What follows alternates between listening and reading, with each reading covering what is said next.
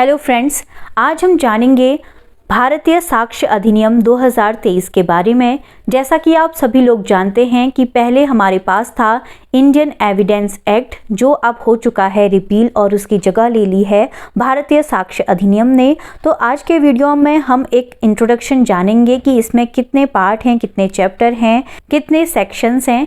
कई बार एग्जाम में हमसे बहुत ही आसान सवाल भी पूछ लिए जाते हैं, लेकिन हम उनका जवाब नहीं दे पाते क्योंकि हमने रिवीजन नहीं किया होता है। तो एग्जाम से पहले रिवीजन करने के लिए आपको ये वीडियो बहुत ही मदद करेगा। तो शुरू करते हैं आज का वीडियो। पहले जानते हैं भारतीय साक्ष्य अधिनियम के बारे में इंपॉर्टेंट बातें।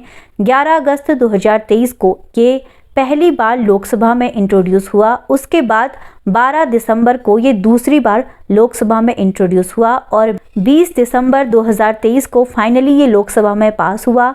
21 दिसंबर 2023 को ये राज्यसभा में पास हुआ और उसके बाद फाइनली 25 दिसंबर क्रिसमस डे को इसे प्रेसिडेंट की एसेंट मिली। तो आपको इसमें बेसिकली 3 डेट याद करनी है, 20, 21 और 25। 20 को लोकसभा में पास हुआ, 21 को राज्यसभा में और 25 को प्रेसिडेंट ने इसे एक्सेंट दी। और हम सभी जानते हैं कि नए कानून लागू हुए थे 1 जुलाई 2024 से। तो BSA भारतीय साक्ष्य अधिनियम की इनेक्टमेंट डेट है 1 जुलाई 2024 और ये है एक्ट नंबर 47 ऑफ 2023। अब बात करते हैं इसके पार्ट्स की।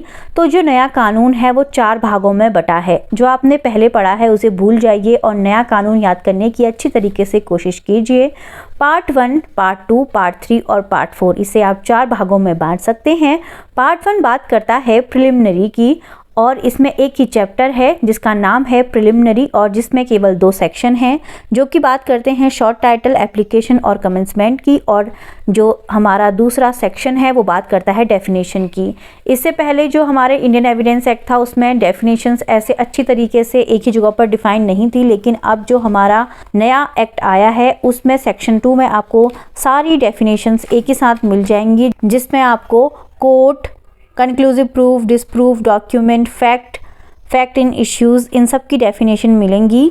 तो यहीं पर may presume, not proved, proved, relevant, shall presume, ये सब भी आपको देखने को मिलेगा। तो पार्ट 1 बात करता है 2 सेक्शंस की, सेक्शन 1 एंड 2। अब बात करते हैं पार्ट 2 की। पार्ट 2 आता है हमारा रिलेवेंसी ऑफ फैक्ट। इसमें केवल एक चैप्टर है, चैप्टर नंबर 2, और जो कि चलता है सेक्शन 3 से लेकर सेक्शन 50 तक, जो कि रिलेवेंसी की बात करता है। जो भी हम पहले पढ़ते थे रिलेवेंसी ऑफ फैक्ट्स वो सभी इसमें इंक्लूड होगा, जैसे कि कौन कौन से एविडेंस दिए जा सकते हैं, कौन कौन से नहीं दिए जा सकते, forming part of same transaction, res gestae और ओकेजन, कॉज ऑफ इफेक्ट। तो ये अलग अलग सेक्शंस में डिफाइन है।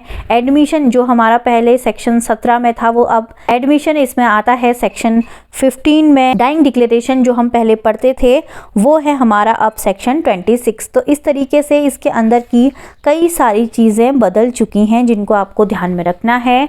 पार्ट 2 बात करता है रिलेवेंसी ऑफ फैक्ट, सेक्शन 3 से लेके सेक्शन 50 तक। फिर आता है पार्ट 3 जिसका नाम है ऑन प्रूफ और इसमें हम पढ़ते हैं चैप्टर 3, 4, 5 और 6। टोटल हम इसमें 4 चैप्टर पढ़ते हैं। ये डील करता है सेक्शन 51 से लेकर सेक्शन 103 तक। इसमें बात होती है, चैप्टर 3 हमें बताता है facts which need not to be proved और ये आते हैं सेक्शन 51 टू सेक्शन 53।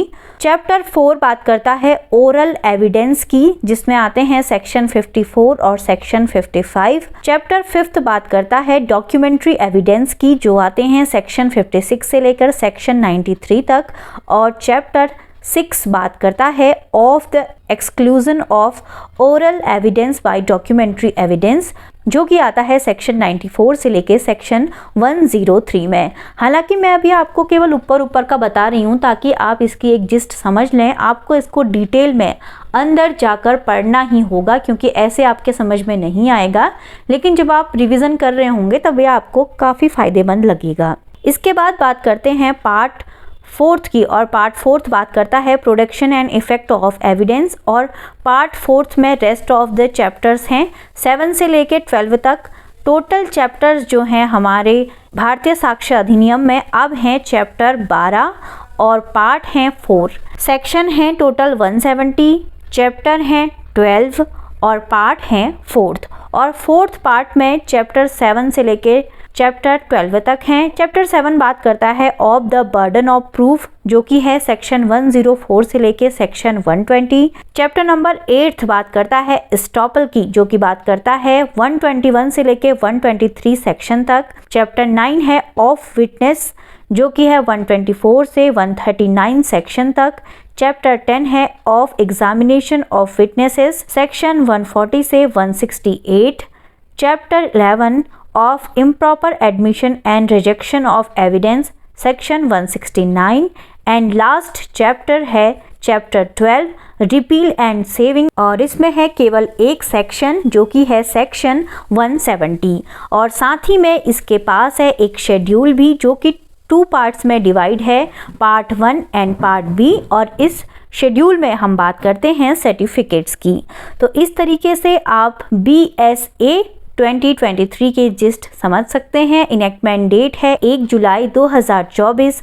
कुल हैं 4 भाग, सेक्शन है इसमें सेक्शन 170, और इसमें चैप्टर हैं चैप्टर 12। आपके लिए मेरे पास एक होमवर्क भी है। आप कमेंट में बताइए कि एस्टॉपल भारतीय साक्ष्य अधिनियम 2023 के कौन से चैप्टर में आता है। तो कमेंट करके आप बता सकते हैं। Thanks for watching.